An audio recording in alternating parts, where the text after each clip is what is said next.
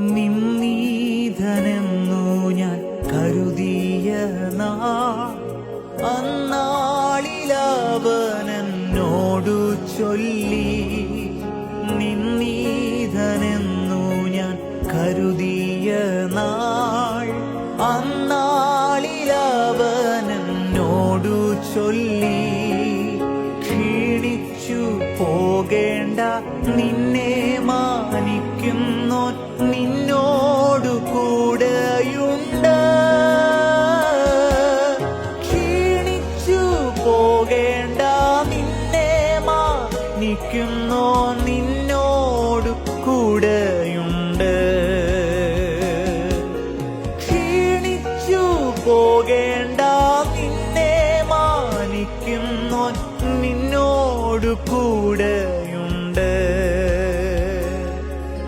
ജീവിതത്തിൽ പലപ്പോഴും നിന്ദിക്കപ്പെടുന്ന അവസ്ഥകൾ ജീവിതത്തിൽ പലപ്പോഴും കടന്നു വരാറുണ്ട്. അപമാനിക്കപ്പെടുന്ന അവസ്ഥകൾ ജീവിതത്തിൽ പലപ്പോഴും കടന്നു വരാറുണ്ട്.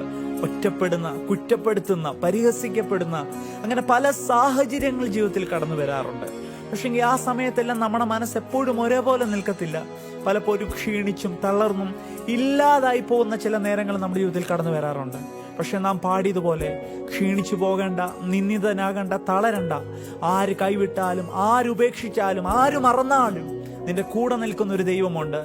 ഇന്നും ആ ദൈവത്തിന്റെ നാമത്തെയാണ് നമ്മൾ ഉയർത്തുന്നത്. യേശു എന്ന നാമം അത് സകലത്തിലും ഉയർന്ന ഒരു നാമമാണ്. നിന്നെ കൈവിടാത്ത, നിന്ദിക്കപ്പെടുമ്പോഴും നിന്നെ ചേർത്ത് നിർത്തുന്ന ആ നാമത്തെ, ആ കർത്താവിനെ നമുക്ക് സ്നേഹിക്കാം. കർത്താവിന്റെ പാത പിന്തുടരാം. ദൈവം നമ്മെ സഹായിക്കട്ടെ. God bless you.